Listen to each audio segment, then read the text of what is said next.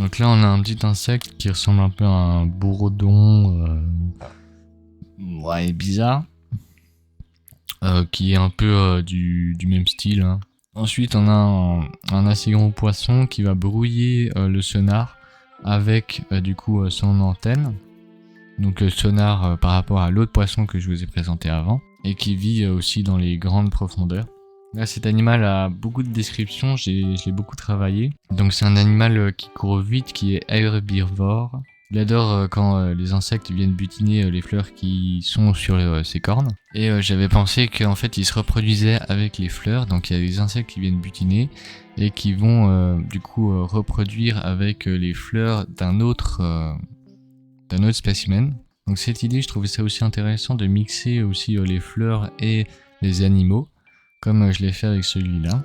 Donc ensuite, quand l'autre l'a réceptionné, donc le récepteur se situe au niveau de la queue, bah c'est des petites nageoires qui vont prendre l'insecte, enfin en tout cas le pollen, et du coup après il va engendrer un œuf qui va poser sur un arbre, donc celui-là.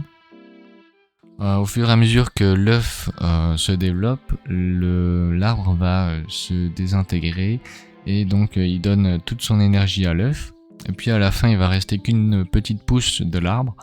Et il faut savoir que l'arbre est lié aussi au spécimen. Donc s'il y a un œuf qui a été développé avec l'arbre, il va se reproduire et pondre l'œuf sur ce même arbre. Et donc voilà, je trouvais aussi intéressant de lier un arbre à un animal. Et puis au niveau de comment il est, comment il vit, je pensais dans des forêts, et puis ça dépendrait de la région dont il se situe, s'il y a des prédateurs ou pas. Donc c'est soit solitaire, soit avec du groupe. Donc je pensais aussi avoir les deux possibilités dans Ketor. Donc voir des spécimens qui se baladent tout seuls, ou voir des spécimens qui se baladent en groupe. Donc voilà, lui je suis vraiment très fier. Il est bien travaillé, il serait prêt, entre guillemets, à part un peu de redesign, mais il serait prêt à rentrer dans Ketor. Là c'est une plante, je me suis inspiré de la colonne vertébrale, et ces fruits ça formerait une petite boule qui se forme du coup à l'extrémité des plantes. Et dans ces boules, il y a plein de graines qui se forment. Donc c'est soit des petites boules. Ces graines-ci, elles vont plus se répercuter sur les environs proches. Et puis il y a aussi des graines beaucoup plus légères qui vont du coup se faire emporter par le vent et du coup aller beaucoup plus loin. C'est une plante qui se développe vraiment très vite, parce qu'elle a beaucoup de prédateurs, elle se fait manger par un peu tout ce qui vient. Cette plante, c'est un peu un mix entre les arbres qui se situent dans la région des mangroves et un peu des styles de moisissure, on va dire. Et puis il faut savoir qu'en fait les animaux ils mangent pas ceux au centre, et puis ils laissent certaines extrémités pousser, parce que il faut savoir que cette plante elle va se filtrer des gaz toxiques. Et donc je trouvais ça aussi intéressant d'intégrer le fait que les animaux ont l'instinct que il faut pas tout manger, parce que sinon ils meurent. Et ça, je trouvais ça vraiment intéressant d'aborder ça. Donc la première plante ici, je me suis inspiré un peu de champignons. Donc c'est vraiment des très grandes plantes. C'est là que je me suis inspiré d'un dessin déjà fait sur Pinterest. Donc je trouvais ça vraiment intéressant de faire cette plante, parce que j'aime bien l'esthétique. Voilà, je verrai comment je fais pour pas que je lui pique non plus son idée. Puis j'avais aussi comme idée qu'elle emmagasine l'eau par rapport à la formation de ses feuilles, qui sont vraiment très intéressantes. Ensuite, ces trois plantes, je suis pas vraiment satisfait. Donc ça c'est similaire à un champignon, mais avec des filaments fluorescents. Ça c'est juste une boule avec des tentacules dedans. Et ça, j'aime bien un peu l'esthétique, mais je sais pas trop où je pourrais la mettre. Mais on verra tout ça. Donc ça, c'est juste des plantes un peu voilà, basiques, on va dire. Celui-là, il faudra retravailler l'esthétique bien sûr, mais c'est un peu un style d'éléphant, voire fourmilier. Et puis il peut se dissimuler dans son environnement grâce à sa crinière qui est similaire aux plantes qui l'environnent. Ensuite, on a un animal volant comme un dragon. Donc je me suis inspiré d'un ptérodactyle. Donc, j'avais comme idée que ses cornes ici et un peu sur son dos lui permettent de un peu géolocaliser son espace. Et donc du coup il connaissait vraiment bien son espace vu que il connaît un peu chaque recoin, etc. Donc un peu bosser sur cet aspect-là. Moi ce que j'aimais pas trop c'est un peu son cou et sa tête. Donc à voir comment je vais le modifier. Donc ça c'est un animal un peu inspiré de 3 dessins il me semble. Donc j'ai fait un peu un style qui se rapproche on va dire de Monster Hunter. Donc un truc assez gigantesque, très rare, très majestueux, etc. Bon, le devant est un peu bizarre, mais bon, on va pouvoir retravailler ça. Hein. J'aime bien la tête. Donc il va vivre en altitude et beaucoup voler. Il va pas souvent se poser à part pour manger ou se reposer. Et puis vu l'envergure de son corps, j'avais imaginé que en fait quand il volait, il se penchait un peu. Donc ça c'est son bas de son corps. Il se penchait un peu comme ça. Et donc du coup ça fait qu'il vole un peu lentement. Donc, celui-là c'est un peu un prédateur, donc il est extrêmement agressif. Donc comme vous pouvez voir, il a pas d'œil. Il va beaucoup se repérer au niveau du son. Il est extrêmement rapide et puis il peut aussi se battre en meute. Tous ces termes j'ai mis entre guillemets parce que c'est des termes terrestres, donc peut-être je les réutiliserai, mais peut-être je ferai d'autres termes que Ketor utiliserait. Donc il va se mettre en meute pour battre des proies très grandes. Sa queue elle peut aussi se retirer et puis repousser un peu comme les lézards. Et puis il passe son temps aussi beaucoup caché à attendre ses proies. Ensuite là j'ai designé un peu des plantes aquatiques. Et puis là c'est un peu une plante assez grosse avec plein de pics. Donc c'était un peu un fruit. Et quand ils sont mûrs ils se décrochent et puis ils s'envolent et puis ils s'échouent dans les océans. J'avais imaginé que avant le contact avec l'eau il serait toxique. Ensuite on a un petit manchot on va dire, un petit pingouin. Donc ça je me suis un peu inspiré du pingouin dans Subnautica Below Zero. Donc il va ouvrir son bec avec beaucoup de parties. Puis il va engloutir sa proie. Il peut manger une proie qui est 2 fois plus grande, 2-3 fois. Donc ça c'est un peu repris des serpents. Donc il peut agrandir son ventre pour accueillir beaucoup de proies et des grosses proies aussi.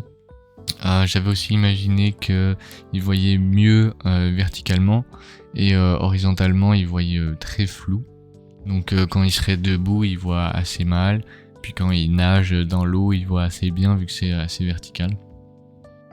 Puis là c'est un peu un design de scorpion. Il est dans le sable et puis il se camoufle en fait, c'est comme un peu une pierre. Donc ces nageoires elles servent à tapisser un peu le sable pour pouvoir se cacher. Un peu comme certaines araignées comment elles font. Et puis son dard, c'est comme les scorpions, c'est assez venimeux. Donc là cet arbre j'avais pas beaucoup d'idées mais j'ai fait des boules. Après j'ai fait un peu comme des saules pleureurs. Donc voilà, l'esthétique est assez bien. Là cet animal j'ai pris comme référence il me semble que c'était un dessin déjà fait. Donc c'est un animal terrestre assez solitaire ou bien en couple.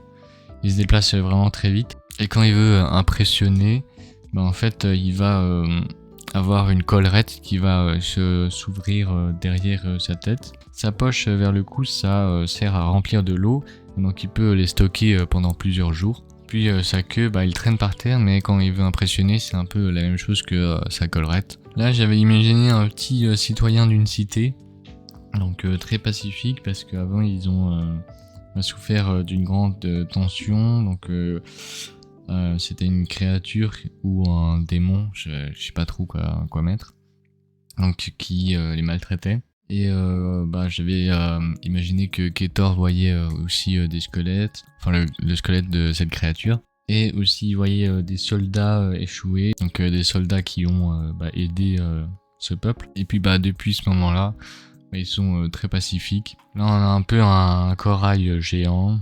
C'est un peu une plante un peu plus esthétique. J'avais imaginé des petits fruits qui sont un peu similaires au niveau texture à la roche. Donc du coup, ils se confondent aussi beaucoup avec leur environnement. Et puis à l'intérieur, c'est très bleu azur. Et donc du coup, on voit beaucoup le contraste entre la couleur pierre et la couleur de l'intérieur. Puis là, je sais pas trop ce que je voulais faire. J'ai juste fait une boule qui est un fruit très nutritif et qui est très difficile à enlever à cause des racines du coup. Puis j'avais aussi l'idée qu'il serait toxique tant qu'il n'est pas déraciné des choses qui le maintiennent. Là j'avais redesigné le vaisseau de Cutter parce qu'en fait le vaisseau que j'avais designé je le trouvais assez linéaire. C'était pas vraiment très intéressant à regarder. Donc j'en ai fait un autre. Bon, je vais le modifier certainement. Mais comme ça vous voyez un peu l'idée que j'avais. Donc ces deux ailes, ils vont pouvoir se déplacer en 180 degrés. Et puis comme j'ai fait un schéma ici, ça va être du coup les pieds quand il va se poser.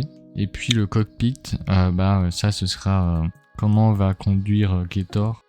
Donc avec une petite bulle qui va servir aussi pour l'exosquelette. Donc ça c'est un réacteur et puis de l'autre côté c'est une vitre du coup. Là on voit aussi une échelle pour du coup pouvoir sortir quand il est posé.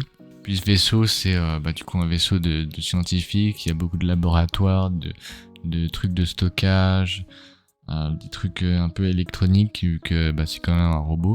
Et puis un peu une voix qui l'aiderait plus pour les informations des planètes, pour les informations des animaux, etc., pour scanner, etc. Et puis ça c'est la dernière page, donc on a beaucoup de plantes cette fois-ci.